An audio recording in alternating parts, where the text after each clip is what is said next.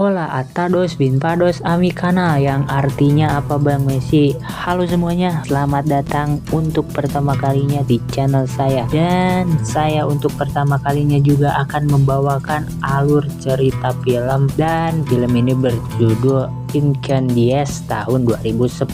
Film ini menceritakan tentang dua kakak beradik yang diberi surat wasiat oleh ibunya untuk mencari sang ayah. Ketika mereka sedang mencari ayahnya, banyak sekali fakta-fakta yang mencengangkan. Bagaimana keseruan filmnya? Langsung aja ditonton dan let's go fly film.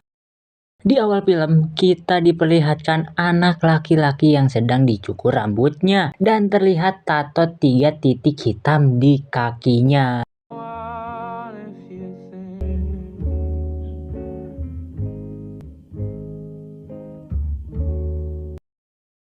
Lalu film pun berpindah ke negara Kanada. Terlihat seorang pengacara bernama Label sedang membicarakan surat wasiat sekretarisnya yang sudah dianggap keluarga sendiri karena telah mengabdi selama 18 tahun untuknya, yaitu wanita asal Timur Tengah beragama Kristen yang baru saja meninggal bernama Nawal Marwah. Surat tersebut diberikan kepada kedua anaknya yang bernama Jean dan juga Simon. Isi surat wasiatnya tidak jauh membicarakan harta warisan seperti tanah, rumah, mobil, dan lain-lain. Akan tetapi di isi surat itu sang ibu berpesan ia meminta dikubur tanpa peti, mati dengan keadaan telanjang, wajah menghadap ke tanah tanpa batu nisan. Setelah itu sang ibu memberikan amplop yang mana sang ibu menyuruh Jean untuk memberikan satu amplop kepada ayah mereka, sedangkan Simon disuruh memberikan amplop kepada kakaknya. Label pun lanjut membacakan wasiatnya. Jika Jen dan Simon sudah menemukan ayah dan kakak mereka dan juga sudah memberikan kedua surat amplop itu pada mereka, baru sang ibu rela kuburannya diberi batu nisan yang terukir namanya. Selain itu, sang ibu juga menyertakan paspor dan juga kalung salibnya. Jean dan Simon pun terlihat bingung. Saya bingung, mereka bingung, kita semua di dunia ini bingung. Itulah kata Aldi Taher. Simon pun menganggap Label bercerita palsu. Tourné vers le sol, face première contre le monde. Cette enveloppe est destinée à votre père. Ma mère, moi j'ai envie de l'enterrer de manière normale. Tu l'enterres bien comme tu veux. Fini, Chris, on a la paix.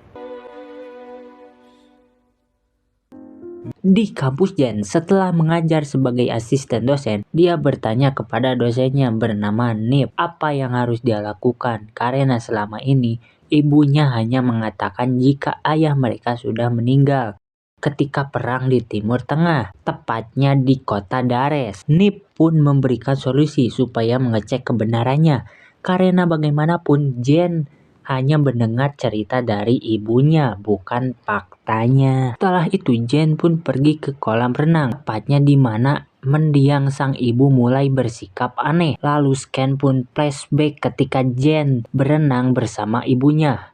Dan dia melihat ibunya dengan tatapan kosong seperti kebingungan. Sejak saat itu sang ibu mulai sakit-sakitan dan terkena stroke dan meninggal dunia. Maman, ça va? Maman? Maman? Est-ce qu'elle souffre de migraine? Non. De perte de mémoire? Non. Film pun flashback beberapa tahun ke belakang ketika Nawal tinggal di their home, kampung kelahirannya. Nawal yang masih remaja sedang kabur dengan pacarnya yang beragama Islam yaitu Wahab dari kejaran dua saudara Nawal yang akan membunuh mereka karena Nawal telah hamil di luar nikah. Mereka pun tertangkap dan Wahab langsung dibunuh.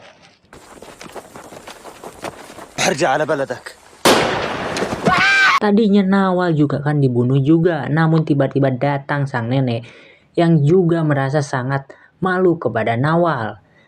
Setiap hari Nawal tidak pernah keluar rumah karena sedih kehilangan sang Wahab. Neneknya begitu marah karena melihat cucunya yang hamil duluan alias bunting. Kenapa kok ngewe?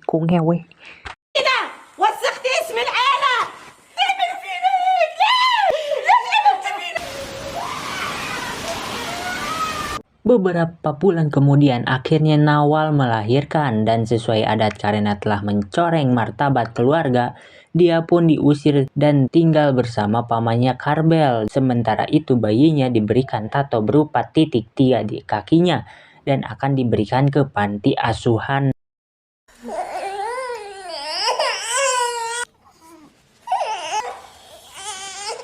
في يوم من الأيام. Kembali lagi ke masa sekarang, Jen pun telah sampai ke Universitas Dares dan bertemu Haidar. Namun sayangnya pas di tahun perkuliahan Nawal, Pak Haidar belum mengajar. Namun Jen pun tidak pantang menyerah. Dia pun bertanya ke resepsionis kampus tentang ibunya sambil memperlihatkan fotonya. Dan setelah itu, resepsionis pun menelpon seniornya di kampus yaitu Pak Najar. Setelah itu, Pak Najar pun mengetahui jika foto itu diambil di penjara Kapriad. Setelah itu dia memberi info lainnya tentang Nawal, seperti kampung kelahirannya di Darhom dan juga pacarnya Wahab. Photographie une prison au sud. Peut-être travailler au journal étudiant. Jen pun langsung pergi ke kampung ibunya dan bertemu penduduk sekitar. Dia pun menanyakan apakah tahu ibunya atau tidak. Jen pun disuruh menemui orang tertua di kampung itu. Setelah itu, Jen pun bertemu ibu-ibu di sana dan dia dijamu dengan sangat baik. Jen pun menanyakan bahwa dia mencari Wahab tapi sayangnya tidak ada yang tahu. Namun ketika Jen menunjukkan foto ibunya Nawal Marwan, sikap ibu-ibu di sana pun langsung berubah drastis 100 derajat dan langsung Jen pun diusir. Tu n'es pas la bienvenue ici. Retourne chez toi.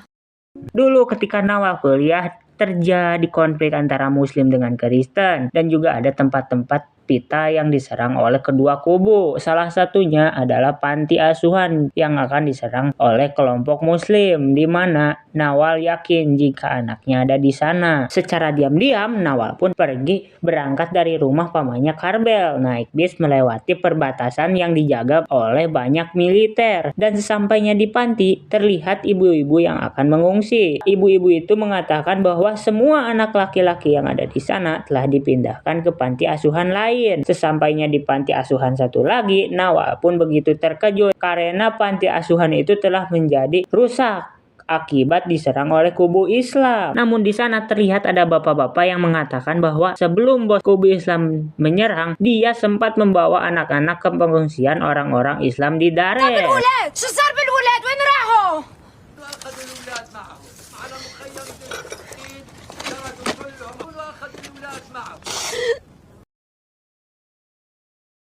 Tidak pakai lama, Nawal pun pergi jalan kaki dan akan menumpang bis orang Islam yang sedang OTW juga ke pengungsian. Agar bisa ikut, Nawal pun pakai kerudung terlebih dahulu dan melepas kalung salibnya. Namun ketika di tengah jalan, mereka pun dihadang oleh kubu Kristen yang langsung menembak bus tersebut. Kubu Kristen pun langsung membunuh semua penumpang kecuali Nawal dan seorang ibu dan anak. Ketika pasukan Kristen akan membakar bus, Nawal pun menunjukkan kalung salibnya dan langsung dikeluarkan dari bus.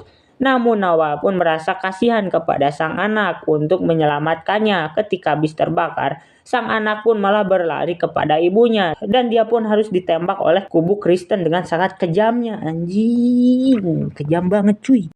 Setelah kejadian dari bus barusan, Nawal pun sampai di kota tujuannya yaitu Daresa dan terlihat kota yang begitu kumuh dan hancur. Nawal pun bukannya pergi dari sana. Ternyata Nawal dikenali oleh bos Islam yaitu Samsudin karena Nawal adalah pacar dari Wahab karena Wahab adalah salah satu pengungsi di Daresa sana. Nawal pun mulai membenci kubu Kristen dan nasib sang anak yang belum jelas keberadaannya di mana. Nawal pun bergabung dengan kubu Samsudin dan Nawal pun menyamar sebagai guru bahasa Prancis untuk mengajar anak bos dari kubu Kristen. Setiap hari pun berlalu, Nawal pun sudah dianggap seperti keluarga. Ketika ada kesempatan, Nawal pun begitu beraninya dengan menembak bos kubu Kristen yang dianggap dalang dari semua kekacauan. Setelah penembakan itu, Nawal pun berharap konflik antar agama selesai. Namun, setelah insiden penembakan itu, Nawal pun harus dibawa ke penjara Kapriad dan ditahan selama 15 tahun.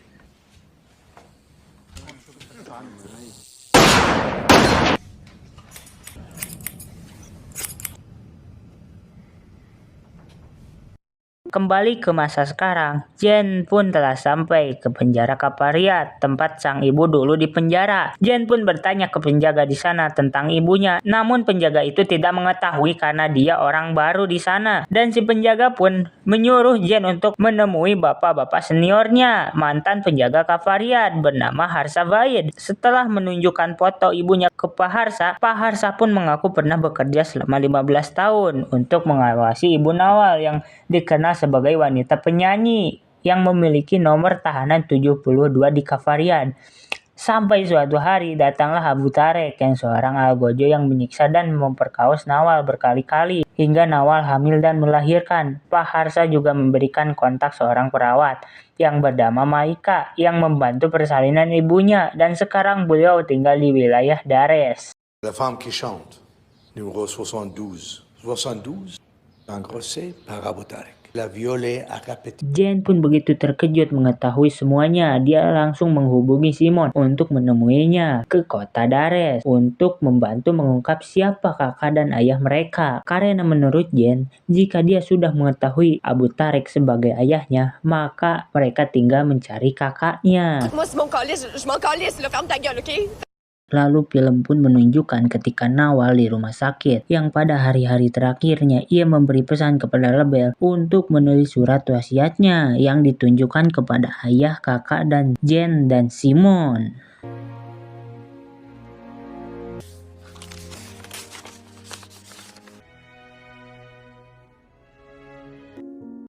Ternyata kenapa Nawal disebut sebagai wanita penyanyi karena dia selalu bernyanyi agar tidak mendengar tahanan lain yang juga disiksa di penjara itu. Setelah itu kita diperlihatkan dengan wajah Abu Tarek yang datang di penjara sebagai algojo untuk menyiksa para tahanan dan memperkaos Nawal.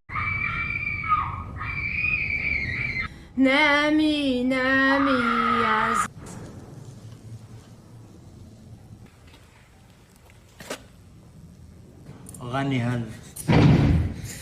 Nawal yang merasa tertekan pun sempat akan menggugurkan kandungannya. Namun setelah 9 bulan, Nawal pun akhirnya melahirkan 2 anak kembar yaitu Jen dan juga Simon yang dibantu juga oleh Ibu Maika.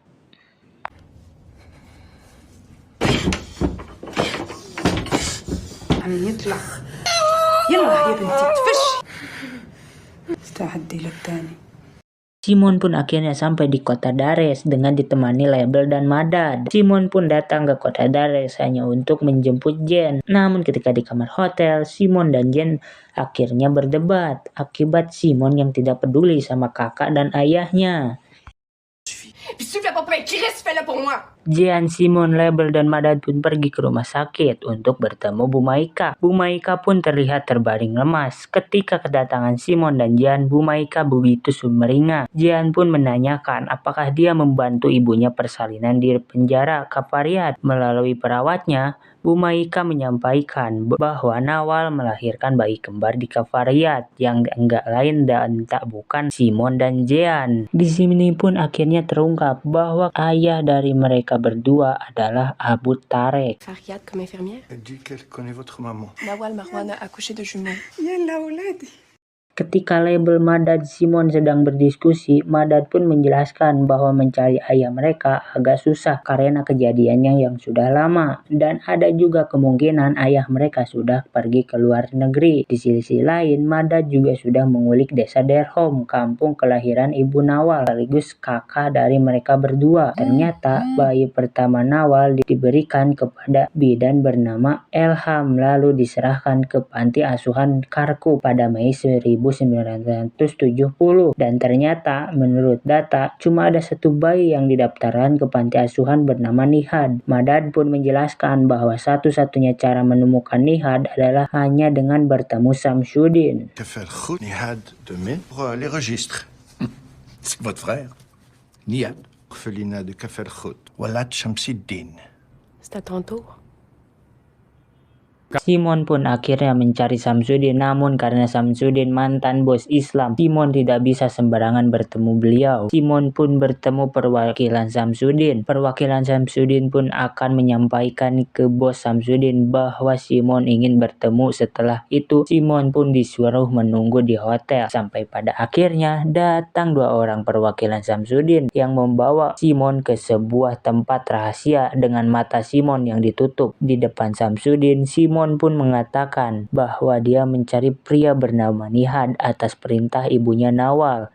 Mendengar hal itu, Samsudin menyuruh semua anak buahnya untuk keluar ruangan dan meminta Simon untuk melepas penutup matanya karena dia ingin menyampaikan berita yang sangat penting kepada Simon. Votre protection. Et voilà, Shamsuddin, je cherche Nihad demain. C'est mon frère. Ma mère m'a demandé de le retrouver. Moi et mes amis du village Kafr.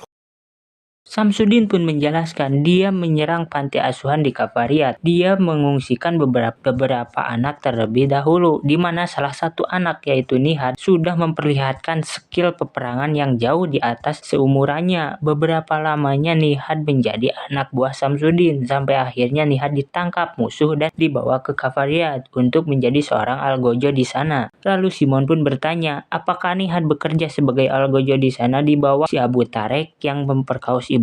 Samsudin pun menjawab dengan berat hati menjawabnya, jika Nihad ketika menjadi seorang algojo di Kafariat, ia mengganti namanya menjadi Abu Tarek, yang artinya adalah Nihadlah yang selama ini memperkaus ibunya sendiri hingga hamil. Gelo edan pisan. Et avec mon père? Comme Bourreau, il n'a pas travaillé ton père. Nihad de mai et Abu Tariq.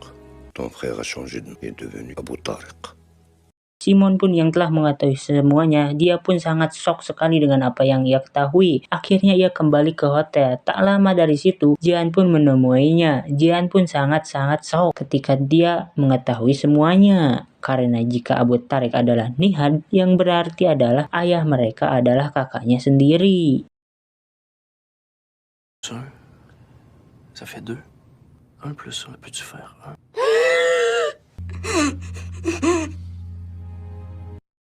Film pun kembali flashback ke kolam renang, di mana Ibu Nawal sedang berenang. Secara kebetulan ia pun melihat orang dengan tato titik 3 di kakinya. Lalu ketika Ibu Nawal melihat orang itu, betapa terkejutnya dia. Orang itu adalah Abu Tarek yang memperkausnya ketika dulu di penjara. Dan sejak saat itu, Ibu Nawal pun sering sakit-sakitan dan terkena stroke.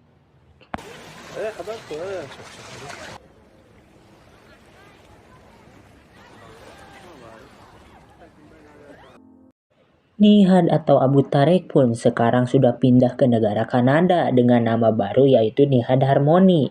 Jen dan Simon pun akhirnya memberikan surat itu kepadanya. Nihad pun membuka surat tersebut dan berjudul untuk ayah anak-anak sekaligus pemerkosa. Dan satunya berjudul untuk kakak Jen dan Simon. Di surat pertama, Nawal pun menuliskan jika surat ini akan diberikan oleh kedua anak mereka, yaitu Jen dan juga Simon. Nawal juga menuliskan bahwa dia adalah pelacur nomor 72 sesuai nomor di penjara. Dan di isi surat kedua, Nawal pun menyatakan bahwa dia adalah anaknya dan dia juga mencintainya selayaknya anak kandungnya yang selama ini Nawal mencarinya. Membaca surat itu, Nihad pun seolah-olah tidak percaya. Ternyata wanita yang dia perkosa di penjara Kafarian adalah ibunya sendiri yang selama ini dia mencarinya juga. Sera remise par nos enfants. Signé. La pute 72. Quoi qu'il a, je t'aimerai tout. Je t'ai cherché toute ma vie, je t'ai trouvé. Je parle au fils, je ne parle pas au bourreau. C'est mon fils. Ta mère, Nawal Marwan, prisonnière numéro 1. Karena kedua surat itu telah diserahkan kepada Nihad, Ibu Nawal pun menyetujui kuburannya dituliskan batu nisan yang beratasnamakan dirinya, yaitu Nawal Marwan, dan film pun sudah berakhir. Prendra le temps de vous berceuse pour vous consoler. Vous, je réussis enfin aujourd'hui à la tenir rompue. Je vous aime. Votre mère, Nawal.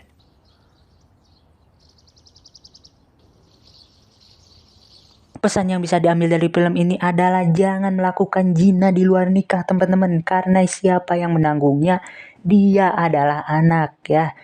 Siapa yang malu? Keluarga, teman-teman. Jangan pernah melakukan zina, karena zina di luar nikah itu hanya kenikmatan sesaat, teman-teman.